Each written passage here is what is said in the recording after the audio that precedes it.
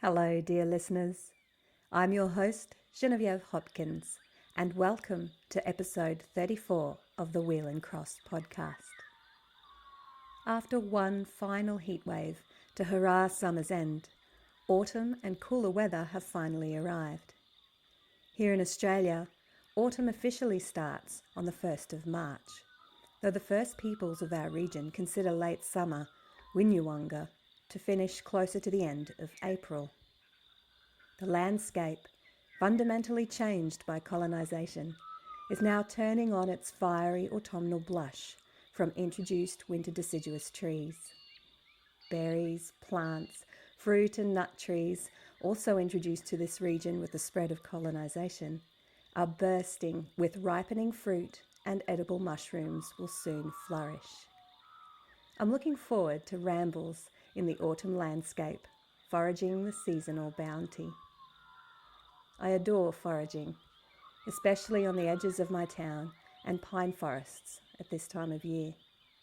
There's nothing as peaceful and enjoyable as gathering plump and sweet blackberries, tart crabapples, juicy wild plums, deep red haw-berries and rose hips, and earthy mushrooms in a basket, under a clear autumn sky, rugged up against the cool breeze, with the warm sun on my back.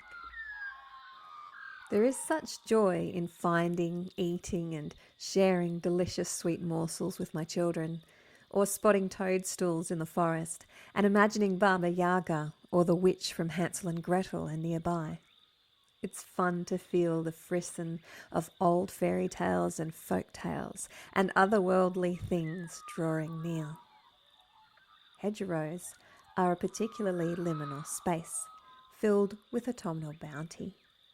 In celebration of my favourite season, the season that feels most magical and enchanted, let's explore the history and folklore of the hedgerows and their harvests.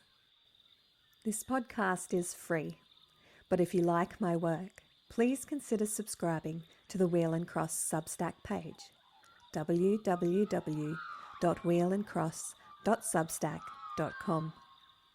I would also appreciate your reviews on any of the podcasting platforms you use. Feel free to share this podcast and leave comments on the podcast page. Welcome to episode 34 of the Wheel and Cross podcast, Autumn and the Hedgerow Harvest.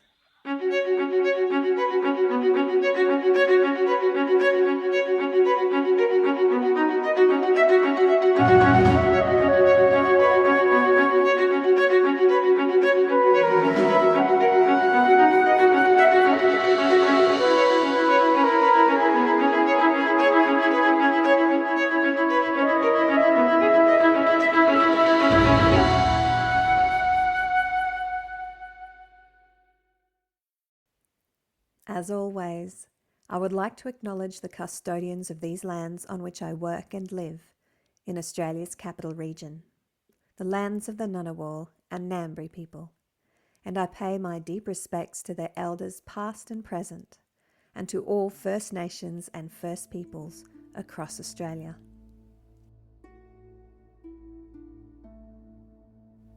Hedgerows are liminal places, living fences of tangled wildness, in contrast to the civilised and domesticated landscapes they often bound.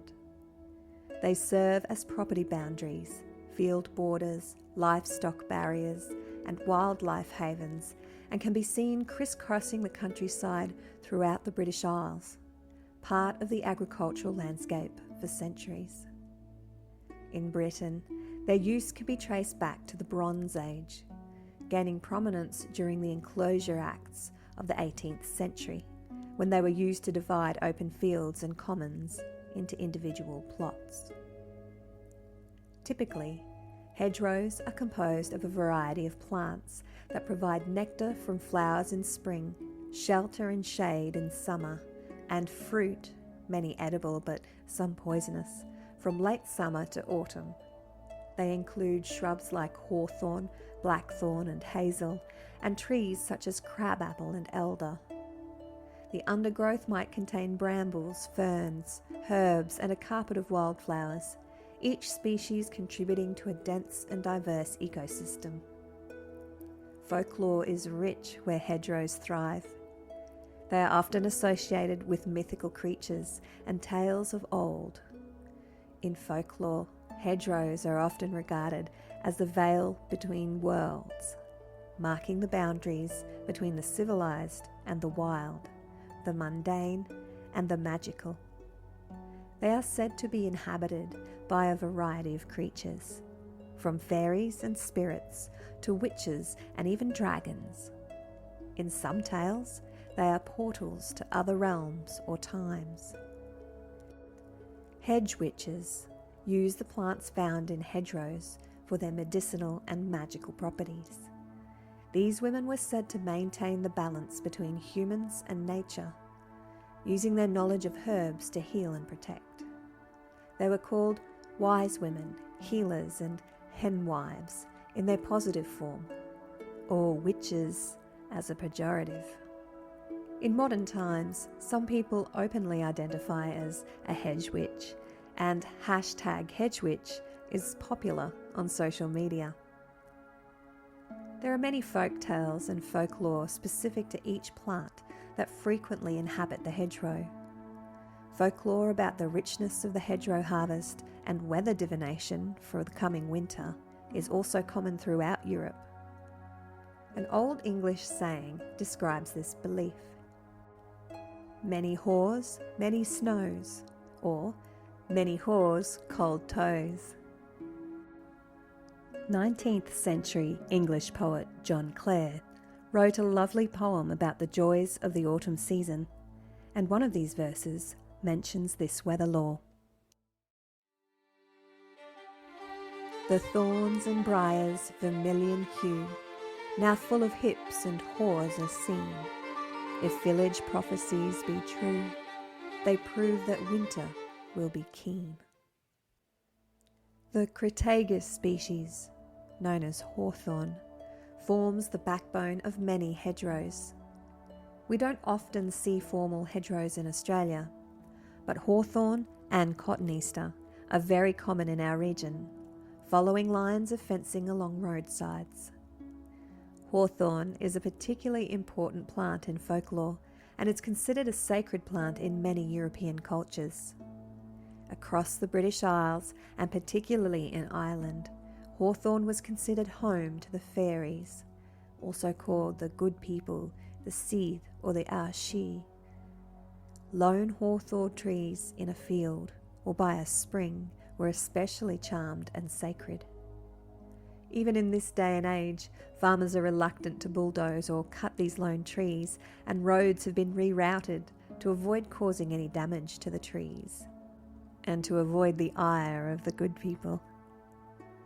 The hawthorn tree was particularly important in the spring celebration of Beltane, where it was often referred to as the May bush.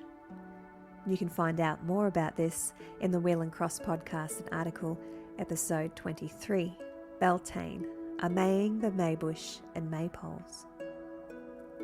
In late summer and early autumn, the small haw-berries ripen to bright red, and though they are edible, they aren't particularly palatable.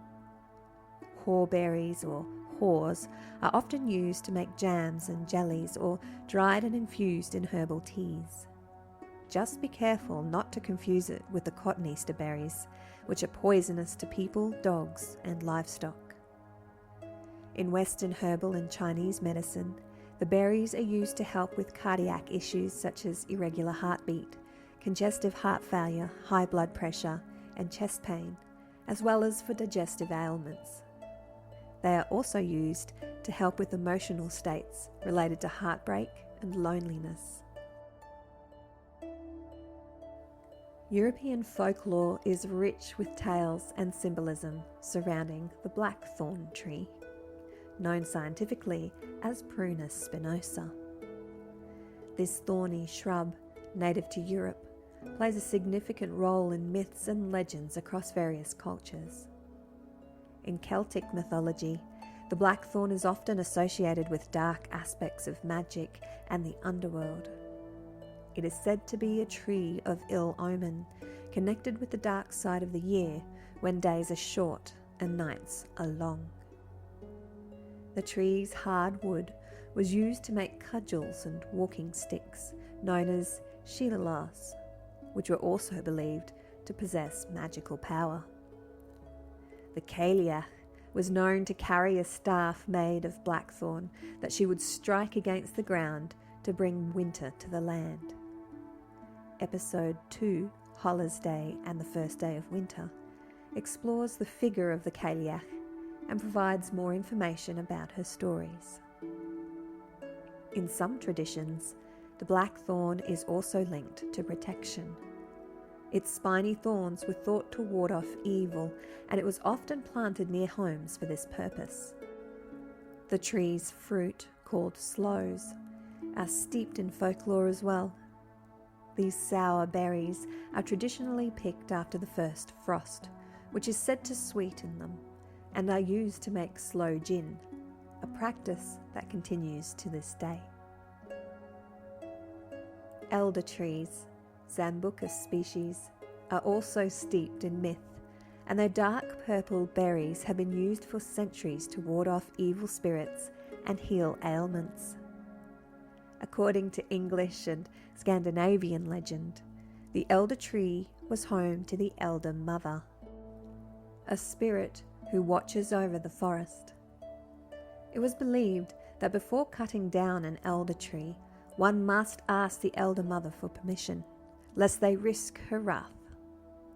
A common phrase for woodsmen before cutting down an elder tree was, "Old girl, give me some of thy wood, and I will give thee some of mine when I grow into a tree." In Scandinavia and Slavic countries, it was believed that the elder tree could drive out evil spirits. Danes also believed that standing under an elder on Midsummer's Eve allowed one to see the elf king and his host, which is similar to a Scottish tradition where it was said to happen on All Hallows Eve or Samhain. In England, it was believed that the elder tree could never be hit by lightning, and that elder bark or twigs would protect their bearer from rheumatism. Farmers placed crosses made from elder on their cow sheds and barns to protect their animals from evil. In herbal medicine, elderberries are celebrated for their immune-boosting properties. They are packed with antioxidants and vitamins that can help fight colds and flus. A syrup made from these berries is a common remedy for respiratory infections and has been used for generations to promote health and well-being. Elderberry flowers can be made into cordial for a refreshing drink, but beware, all parts of the elder tree, including the berries and flowers, are poisonous and contain cyanogenic glycosides. Cooking the berries and flowers denatures their toxicity. Crabapple trees, Malus species, particularly Malus sylvestris, are the wild ancestors of the domestic apple and are found across Eurasia, along with regional folklore. The small, tart crabapple fruits are often associated with magic, healing, and traditional herbal medicine. It is also the only ancient apple tree indigenous to Britain. The domestic apple was introduced to the British Isles by the Romans. According to legend throughout Europe, crab apples were considered a symbol of love, fertility, and marriage. To the Anglo-Saxons, crab apples had magical properties and were believed to banish evil and heal all ills. They were part of the 9 great herbs charm, which is mentioned in the ancient Lacnunga manuscript. In Ireland, crab apples are considered sacred, used by the fairy folk as a gateway to travel between this world and the supernatural otherworld. During Samhain, the origins for Halloween, crab apples were used in love divinations. In the Irish folktale of Cormac MacArt, a legendary High King of Ireland, a silver branch with golden apples from the otherworld brings peace and healing to those who hear its music. In Slavic regions, Crab apples were also associated with protection and fertility.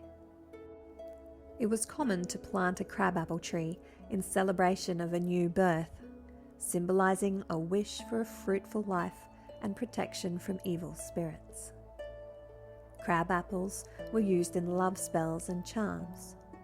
Young women would place crab apples under their pillows to dream of their future husbands, or use them in various rituals to attract love and ensure a happy marriage. Crab apples also hold a significant place in the history of brewing ale and cider. They are tart and tannic, making them less desirable for eating out of hand, but excellent for fermentation. The high acidity and astringency of crab apples were used to add complexity and depth to both ale and cider, and its high level of tannins was used to preserve the beverage. Apple cider vinegar is also made with a mix of domestic and crab apples. Crab apples are used medicinally as they are rich in vitamin C, which boosts immunity, improves skin health, and promotes wound healing. The presence of malic and tartaric acids in crab apples can also support liver health and improve overall metabolism. Additionally, they are a good source of pectin, a type of fibre that aids in digestion and helps regulate blood sugar levels. This makes them ideal for use as a base for jams and jellies, which preserve the fruit and concentrate its medicinal properties. Blackberry brambles, Rubus fruticosus, dot the fields and paddocks throughout much of southern Australia. They were brought to Australia by British colonists, and though their prolific fruit is a good source of food, their vigour and hardiness have caused serious adverse impacts on agriculture, tourism, and native ecologies. The New South Wales DPI Weedwise profile on blackberry states, blackberry has already cost around $100 million to control and in lost production. It quickly infests large areas, forms dense thickets that restrict stock access to waterways and access via fire trails, takes over pastures, is unpalatable to most livestock, reduces native habitat for plants and animals, fuels bushfires, provides shelter for rabbits and foxes, and provides food for introduced species such as starlings, blackbirds, and foxes. Blackberries are now considered a weed of national significance, requiring ongoing management practices and long-term control. Although considered problematic in the Australian landscape, blackberries are an important and natural feature of European landscapes. In European fairy tales, blackberries are often seen as symbols of abundance and sometimes caution. According to folklore from the British Isles, fairies are said to guard blackberry bushes. Those who respect the plants and the fairies are rewarded with bountiful harvests. Conversely, picking berries after a certain date, most often Michaelmas on September 29, is said to invite misfortune, as it's believed that the fruit will be blighted by the devil. This belief comes from a Christian folktale in which Archangel Michael defeated Archangel Lucifer and threw him out of heaven into hell. Lucifer, the devil, landed on a patch of blackberries, causing him much pain. He cursed the blackberry fruit and spat, or peed in some tales, on them, causing the berries to blight. And so it is that berries should not be eaten from Michaelmas Day. Although this is a Christian tale, there is buried within it old wisdom to avoid eating blackberry fruit after the first frosts, as they will likely be spoiled and tasteless. For those of us in the southern hemisphere, that date translates to 29th March and the first frosts of the season. Blackberries were also said to have transformational powers. In Eastern European stories, blackberries often serve as magical agents that can change one's fate. A Polish folktale narrates the journey of a young man who, upon eating a mystical blackberry, gains the ability to understand animals' speech, leading him to uncover hidden treasures. Although blackberries are considered a significant noxious weed in Australia, they also have some benefits in addition to their edible fruit. Their blossoms support pollinators in spring. Their thick brambles provide food and shelter for native animals and birds such as bandicoots and blue wrens. Their leaves are used in herbal medicines, and they make an impenetrable landscape barrier in hedgerows. Hedgerows offer a multitude of benefits. They serve as vital wildlife corridors, supporting biodiversity by providing habitat and food for a variety of species. Additionally, they contribute to landscape stability, prevent soil erosion, and enhance water quality by filtering runoff. Their dense foliage also acts as a windbreak, protecting crops and reducing wind damage. They sequester carbon and also add aesthetic value to the countryside, preserving the character and history of rural landscapes in Britain. Since 1945, however, hedgerows have been deteriorating and disappearing from the British landscape due to changes in countryside management. Projects are being established around the British Isles to re-establish and regenerate hedgerows. In Australia, native hedgerows are becoming popular and can provide all the benefits of the traditional hedgerow, including delicious edible berries. An online DIY guide for wildlife gardeners in Australia states that, as well as creating a haven for wildlife, native hedgerows can have a suite of other beneficial effects on the garden and the planet. They're excellent screens to keep out road noise and certainly capture much more carbon than a barbed wire fence. They also act as barriers to desiccating summer winds and help to keep humidity in your garden, reducing the need to water frequently. I hope you enjoy foraging this season's bounty and maybe consider creating your own hedgerow for your garden. Next week, we will explore the traditions, history and folklore of the apple harvest. In the meantime, I leave you with some wise words from Benjamin Franklin. Love your neighbour, yet don't pull down your hedge. See you next week for an exploration of the apple harvest, traditions, history and apple folklore with episode 35, The Apple Harvest.